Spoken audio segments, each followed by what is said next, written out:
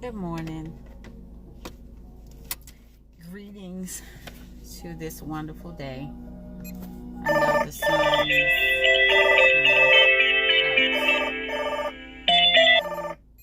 it ain't gonna work. So I wanted to actually come on and do a recording just to let you know that you are blessed. It's amazing to have strong women around you and women who know who they are around you.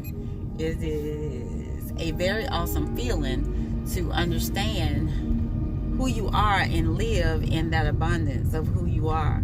So I challenge you all today. A lot of women I know are oftentimes taking care of their nails and taking care of their hair and everything. So I challenge you all today to take care of your mind, take care of your spirit, take care of your spirit man, so you can actually live in abundance. Live in abundance with yourself, live in abundance amongst everyone else around you. If you love someone, then you definitely need to start loving yourself. The more you love you, the more people around you would love you.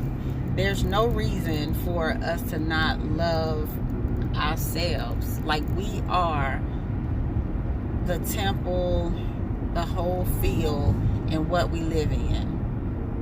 So if you're uncomfortable around people, if you're uncomfortable with people, if you're aggravated and have a problem with somebody, it's probably because you have a problem with yourself. It's probably because you have a problem with being with you.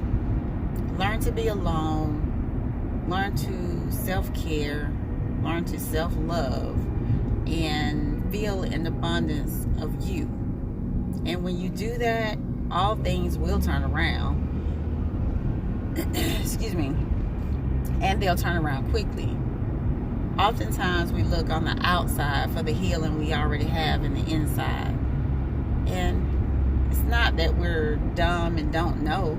Sometimes we get caught up in this reality and we feel like that this reality is what we're supposed to keep up with. Well, if this reality is not what you are vibing with, then it's definitely not something that you should keep up with, because it's not going to be in alignment with who you are and who you're trying to be in this near future. So self-reflection, journaling. I speak of journaling all the time. Journaling was a lifesaver for me. I am now in the process of writing a book. In writing this book, this is my journey to self. The journey I took to find myself. I thought I knew myself all this time. I've never had low self-esteem. I've never had a problem with loving me. I've never had a problem with feeling out of place or feel like I wasn't wanted in any crowd. I can go from Buckhead to Bankhead. My Atlanta crowd know what that means.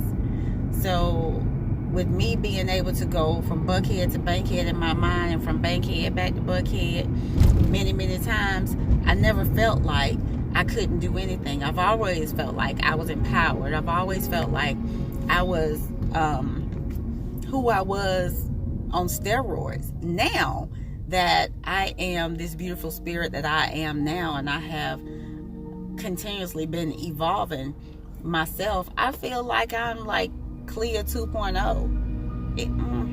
Maybe Clea 9.0. So, not being arrogant, but I know thyself.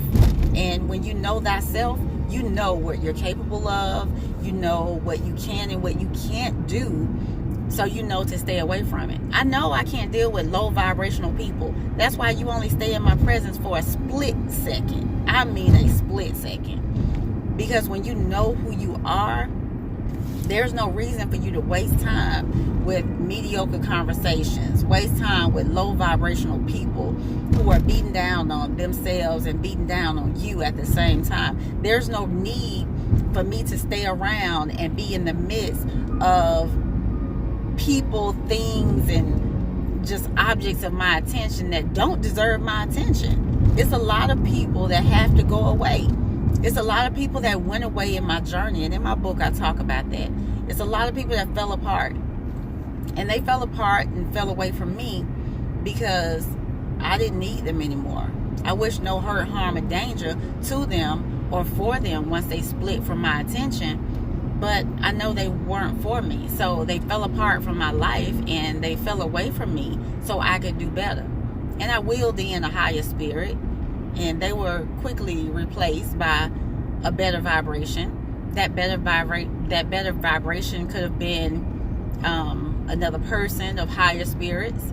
It could have been eating healthy, and I chose to consume a more healthier diet.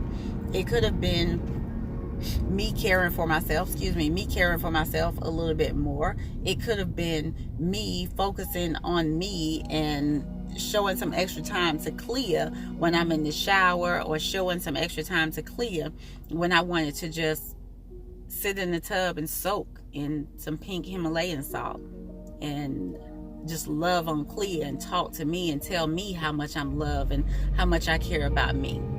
So in this whole journey, I think the one thing I learned was the hardest part of change is to start the change. That was the hardest part for me. But once I learned, all I had to do was put the action forth and do. It became much easier for me, and everything fell in place. So I challenge you to go on a journey with me, a journey to yourself, as I help you do the same thing that I've done for myself over the past couple of years. I really have enjoyed it. I really have gotten to know myself and know what it is that I can deal with, what I can't deal with. My attitude is much better, I can tell you that. And I don't stand a chance of falling back into the slumber of negative thinking the way I did before. So come go with me. Come go with me on this journey to self. See you soon.